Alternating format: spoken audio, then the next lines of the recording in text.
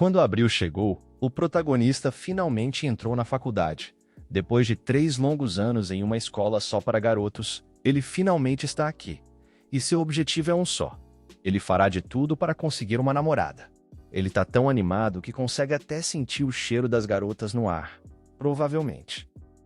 Caminhando pelo campus, ele nota que todas são lindas. Ele se sente em um verdadeiro buffet. Para se preparar para este dia, estudou incansavelmente como ser um conquistador. Após observar o campo de batalha, tudo o que resta é atacar. É aí que ele encontra uma presa azulzinha na área de fumante, uma morena de cabelos longos, maravilhosa. Esta é a hora da sua primeira batalha.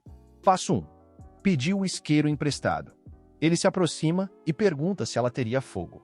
Assim que ela se vira, ele fica cara a cara com a beleza dela e paralisa. A garota estende o isqueiro e o rapaz começa a viajar no futuro. Ele se imagina no encontro de ex-alunos da escola daqui a 5 anos, aproximando-se e chamando os antigos colegas de virgões. Eles ficam em choque ao vê-lo ao lado de uma beldade dessas. O cara simplesmente ergue a mão, mostrando a aliança. Vai ser exatamente assim.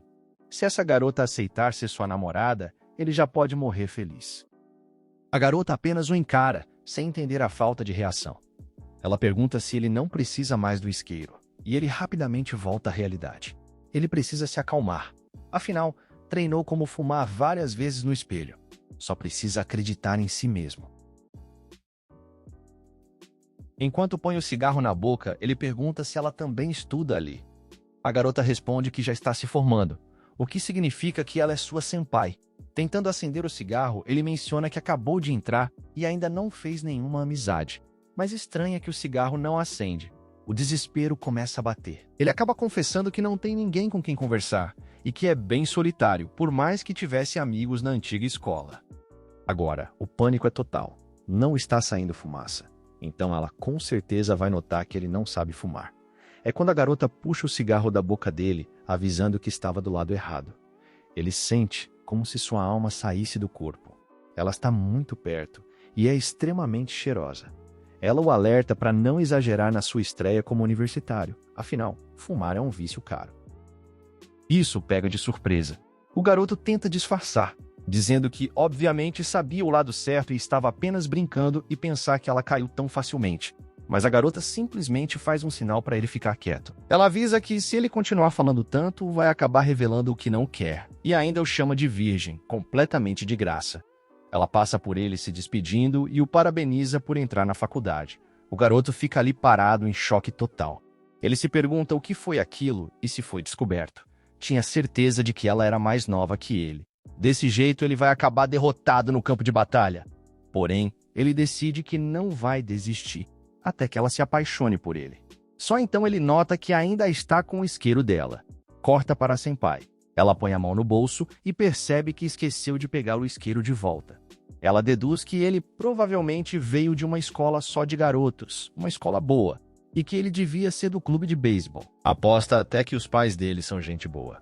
Ela sorri e diz para si mesma que o garoto é como um livro aberto. A mina é o L. Cê é louco. Do outro lado do campus. O garoto espirra ao sentir que alguém está falando dele. Em outro dia, a senpai está ali novamente e é claro que o esquisito a está observando de longe, escondido. Ele está decidido a se vingar pelo que aconteceu ontem. Enquanto a senpai apaga o cigarro e já coloca outro na boca, ele se aproxima para chamar sua atenção. Ele estende a mão de um jeito estranho para cumprimentá-la. A senpai o reconhece como o cara de ontem e questiona o porquê daquela mão estendida. Ele explica, cheio de si, que é um aperto de mão e que estrangeiros e pessoas da alta classe fazem isso o tempo todo. Ela começa a erguer a mão, e o garoto fica radiante, achando que ela vai retribuir o cumprimento. No entanto, ela apenas mostra que está segurando o cigarro e diz que está de boa. Ele fica sem entender nada. Afinal, só seguiu o que estava no livro de como ser um pegador. Mesmo assim, ele se recompõe. Está determinado a conseguir algum tipo de contato físico e não pode desistir agora. A próxima técnica: fazer uma pegadinha. O plano é se aproximar da senpai e tocar sua bochecha de surpresa. Ele até imagina a cena dela correndo atrás dele, enquanto os dois riem juntos. Ele se aproxima devagar, chama por ela, erguendo a mão, e realmente a pega de surpresa ao tocar sua bochecha. O garoto cora com o toque, perguntando-se se todas as garotas têm a pele fofa assim. Porém, a senpai demora a reagir. É aí que ela simplesmente segura a mão dele. Isso o deixa confuso. Ele chega a se questionar se, por acaso, a senpai tem os mesmos desejos que ele, até que finalmente cai na real. Ela o pegou em flagrante. Desesperado, ele começa a implorar por perdão. A senpai pergunta se ele já parou com a brincadeira. De cabeça baixa, ele concorda. Ele pensa que no fim das contas realmente conseguiu encostar nela, mas não era para ter sido daquele jeito. Toda aquela situação o está cansando. Suas técnicas de pegador simplesmente não funcionam. É quando ele se lembra de algo e chama a senpai mais uma vez. Ele estende o isqueiro que ela lhe emprestou no dia anterior. A senpai agradece, mas diz que não precisava devolver, já que ela comprou outro. O garoto nega e deixa claro que, se pegou emprestado, o certo é devolver. Ele insiste para que ela o pegue de volta. A senpai abre um pequeno sorriso e aceita o isqueiro, dizendo que ele é, no fundo, uma boa criança. Nisso causa um dano crítico nele. Em pânico, ele rejeita o elogio, dizendo que é tão rebelde que até já deixou arroz no prato. A senpai não se abala com a esquisitice dele. Ela apenas coloca a mão em seu ombro e agradece. Mais tarde, sozinho, ele percebe que precisa lidar com essa relação com mais cuidado. Soltando um grito de raiva, ele questiona o que há de errado com ela. Só porque ela começou a andar de berço mais cedo, não devia tratá-lo como criança ou achar que ele está na palma de sua mão. Mas é aí que ele se lembra dela o chamando de boa criança. Ele questiona a fala, indignado, mas não consegue evitar um sorriso bobo no rosto. Na TV, as entrevistadas dizem que o pior é quando os caras vêm pra cima com tudo.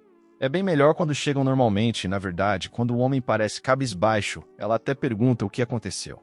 Se ele começasse a conversa depois disso, ganharia totalmente a atenção dela. Já na faculdade, a senpai está coçando o olho quando o garoto chama sua atenção. Ele está olhando para cima, reclamando que agora sim conseguiu. Agindo como se não a tivesse visto, ele deseja bom dia, e ela retribui. Ele volta a reclamar, dizendo que a situação é ruim, questionando-se sobre o que deveria fazer, e resmungando que aquilo é uma verdadeira desgraça. A senpai pergunta o que aconteceu, e ele se sente vitorioso, sem acreditar que a estratégia realmente funcionou. Ele está prestes a continuar com a jogada, mas a senpai o corta enquanto arruma o cabelo.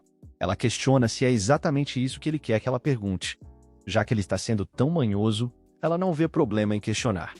O garoto recua e rejeita a atenção, dizendo que está tudo bem. Por dentro ele está gritando. Mesmo seguindo as dicas, não conseguiu conversar com ela. É quando a senpai coça o olho mais uma vez. O garoto percebe e pergunta se aconteceu algo, mas ela claramente não gosta da abordagem. Ela deixa claro que não estava fazendo joguinho como ele, e o garoto rapidamente concorda, dizendo que isso nem passou por sua cabeça. Ela explica que não é nada demais, apenas suas lentes de contato que ficaram um pouco secas. O garoto fica surpreso ao saber que ela tem problemas de vista, e ela conta que já faz um tempo, queixando-se de que deveria ter trazido os óculos que usa em casa. Isso deixa o garoto pensativo. Ele imagina a senpai com roupas casuais e chega à conclusão de que o visual não seria nada mal. Mexendo no bolso, ele tem quase certeza de que está carregando um colírio. A senpai tenta dizer que não precisa, mas ele insiste que o objeto está em algum lugar, até que ao vasculhar, deixa cair uma camisinha. Ele sente a alma sair do corpo. Agora sim, tudo acabou. Começa a se questionar por que não checou os bolsos antes. Logo aquilo tinha que acontecer bem na frente da senpai. Inesperadamente, porém, ela começa a rir. O garoto fica confuso e ela se desculpa pela risada, comentando que faz sentido ele carregar aquilo, já que é homem.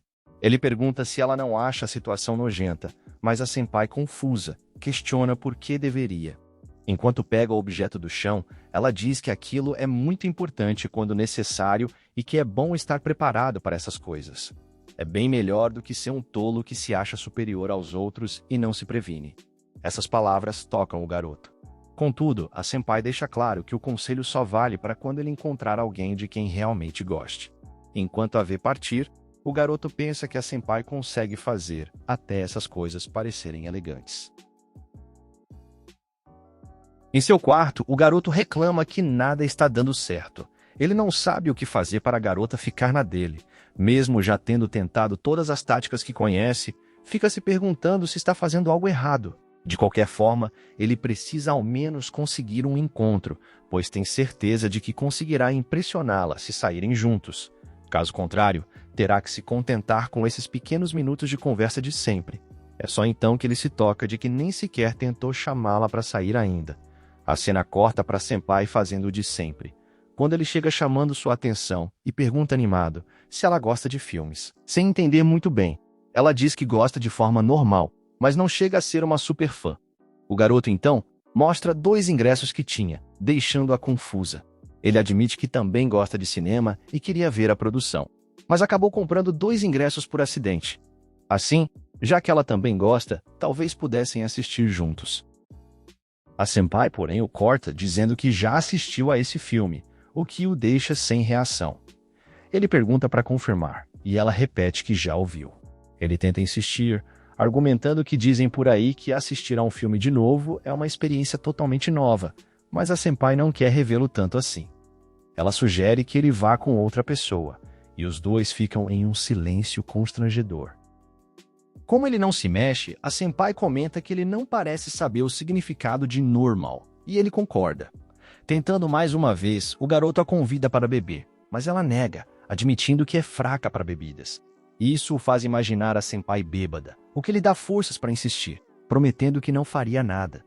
No entanto, a senpai rebate dizendo que, mesmo assim, ele ainda se lembraria dela naquele estado. O garoto reclama internamente por não conseguir sequer um encontro com ela, sem saber o que fazer para conquistá-la. É quando o celular da senpai toca. Ela atende e diz que já estava indo. Enquanto apaga o cigarro, o garoto pergunta se aconteceu algo e se ela precisa de ajuda. Mas ela explica que estava apenas saindo para buscar seus óculos novos. Por algum motivo, o garoto pensa que, se conseguir acompanhá-la, isso contará como um encontro, e de alguma forma, eles podem acabar indo para um motel. Fingindo entender a situação dela, ele menciona que também precisa ver óculos novos para si. Sua vista estaria ruim o suficiente para precisar de um par. A senpai apenas pensa que ele é a personificação da estranheza. O garoto continua insistindo, dizendo que não tem se sentido bem ultimamente, e por isso quer óculos novos. A senpai o olha em silêncio e finalmente questiona se ele não tem nada melhor para fazer. Isso o deixa constrangido e em pânico. Ele nega rapidamente, dizendo que ela está errada, que ele tem sim várias coisas para fazer e que está apenas ocasionalmente livre. É quando a senpai diz que isso é uma pena, fazendo-o calar a boca. Ela revela que estava pensando que eles poderiam ir juntos se ele estivesse livre agora, deixando o garoto em completo choque. Eles estão andando juntos na rua. Para ser sincero, mas parece que ele está prestes a assustá-la. O garoto começa a se questionar se aquilo é o que as pessoas chamam de encontro. Na verdade, ele estava apenas a seguindo. Nem sabe o que se faz em um momento assim, já que nunca pesquisou sobre o assunto. Ele precisa se acalmar. Afinal, uma chance ainda é uma chance. Pessoas como a senpai são fracas contra homens mais velhos e educados. Pelo menos foi o que ele leu na revista. Isso significa que ele precisa parecer descolado, maneiro e inteligente. Fazendo uma pose, ele diz à senpai que precisam se apressar, mas ela aponta para a loja em frente, avisando que já chegaram. Envergonhado, ele cobre o rosto com as mãos, fazendo-a pensar que ele está chorando. De repente, a senpai nota uma bicicleta vindo na direção dele. Ela o puxa pelo pulso, alertando que é perigoso ficar no caminho.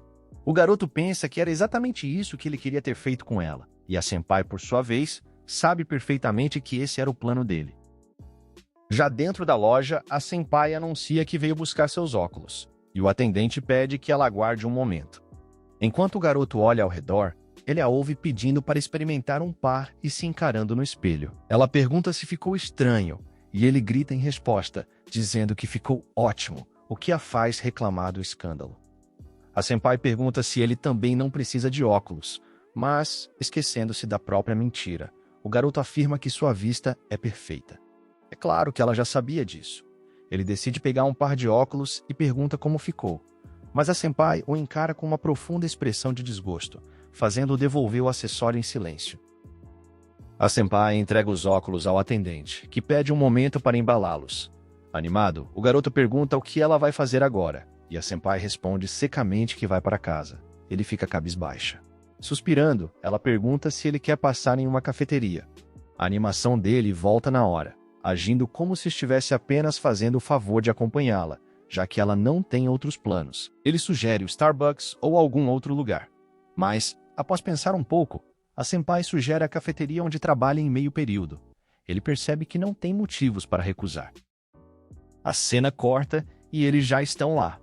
O garoto está radiante, pensando que aquilo é um sinal de que a senpai o está aceitando. É quando a atendente localiza a senpai. Surpresa e animada, ela pergunta o que a colega faz ali, já que hoje é seu dia de folga. Em seguida, ela nota o garoto ao lado da senpai e entra em estado de alerta. A garota observa a senpai e o esquisito no balcão, sem conseguir entender por que ela trouxe um cara junto. Ela treme só de pensar que ele possa ser o namorado dela. Um cara daquele jamais faria o tipo da senpai. Talvez fosse o irmão mais novo. Mas, se fosse o caso, ele deveria ser mais bonito. O garoto faz um sinal indicando que quer fazer o pedido, mas a garota interpreta o gesto como se ele estivesse se gabando de sua relação com a senpai. Isso a estava irritando profundamente. Afinal, ela já trabalhava com a senpai há anos. Quando a senpai repete o gesto para pedir, a garota finalmente se recompõe, concluindo que, obviamente, a senpai a prefere em vez daquele garoto estranho. Ao ver que a funcionária não responde, a senpai pergunta se já podem pedir, o que dá um susto na garota, trazendo-a de volta à realidade. O garoto pede um petit gâteau de chocolate, mas, ao olhar para a garota, percebe que ela o está encarando com cara feia. Ele fica nervoso, questionando-se qual é o problema dela. A garota respira fundo e, tomando coragem, inventa de perguntar algo aleatório. Ela finalmente questiona qual é a relação da senpai com o garoto. A pergunta deixa o jovem em alerta. Mas, sem dar muita importância, a senpai responde que ele é apenas um júnior dela. Para a loira, isso soa como uma vitória. Agora, sorrindo, ela diz que irá confirmar o pedido. Para a senpai, um cheesecake e um café média com leite. E chamando o garoto apenas de um júnior, diz que para ele será um chá com leite e um petit gâteau. Irado. O garoto questiona se a senpai tem noção de que aquela garota está arrumando briga com o cliente. A loira o chama novamente de só um júnior e pergunta se ele vai querer açúcar. Ele tem certeza de que aquilo foi de propósito, mas a senpai manda ele ficar quieto e pede para a garota não provocá-lo. O garoto continua sem entender o problema da atendente. Curiosa, a senpai pergunta o que ele acha de garotas assim. Ele não entende a pergunta, e a senpai reforça, questionando o que ele acha dela como homem. A própria senpai comenta que a garota é bonita e tem peitos grandes, deixando o garoto em choque. Gaguejando, ele diz que não liga nem um pouco para isso. Corado, ele conclui que peitos não são tudo em uma mulher, e a senpai parece gostar da resposta. A loira volta à mesa, agradecendo pela espera. Ela entrega o pedido e deseja que ele aproveite, mas o garoto nota que ela escreveu só um júnior com calda no prato, o que o deixa furioso. Respirando fundo, ele chama a senpai e pergunta se ele é só um júnior, por que ela o trouxe até ali? A senpai fica confusa e diz que foi apenas porque ele parecia querer ir. O garoto, no entanto, repete a pergunta, querendo saber o que a senpai realmente acha dele. A senpai responde que não acha nada em que o deixa em choque. E a senpai repete que não pensa nada em especial sobre ele, o que parece alegrar a loira no balcão. A senpai explica que o convidou por acaso e se desculpa caso ele esperasse uma resposta diferente. O garoto abaixa a cabeça, compreendendo a situação. A senpai então se levanta, pedindo licença para ir ao banheiro. Sozinho, ele reflete que, logicamente, não havia como ela se interessar por ele do nada. Aquilo claramente tinha sido uma tolice de sua parte. Bevendo que o garoto está muito cabisbaixo, ela avisa que o café com leite dali é bom e diz que ele pode experimentar o dela se quiser. Isso deixa o garoto em alerta. Ele se questiona se aquilo estava mesmo certo. Afinal, era praticamente um beijo indireto. Ao erguer a xícara, ele nota o que parece ser uma marca de batom e tenta se acalmar, fingindo naturalidade enquanto bebe. É quando a loira quebra o clima, perguntando se ele não está levando as coisas a sério demais. Ele deveria apenas beber do outro lado. Bebe, o garoto devolve a xícara à mesa e pergunta qual é o problema dela. Irritado, ele avisa que ela não tem o direito de tratar mal alguém que não conhece só porque trabalha com a senpai. A garota deixa claro que realmente não sabe quem ele é, mas avisa que não vai perdoá-lo se ele fizer algo estranho com a senpai. Sem entender nada, o garoto a chama de tosca. Ela se defende, dizendo que apenas odeia homens que fazem a senpai chorar, deixando confuso. O garoto questiona do que ela está falando, já que nunca fez a senpai chorar. A loira pensa consigo mesma que ele é realmente muito lerdo. De qualquer forma, ela decreta que a senpai é muita areia para o caminhãozinho dele.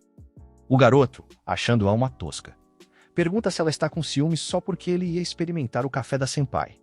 Ela tenta negar, mas gagueja.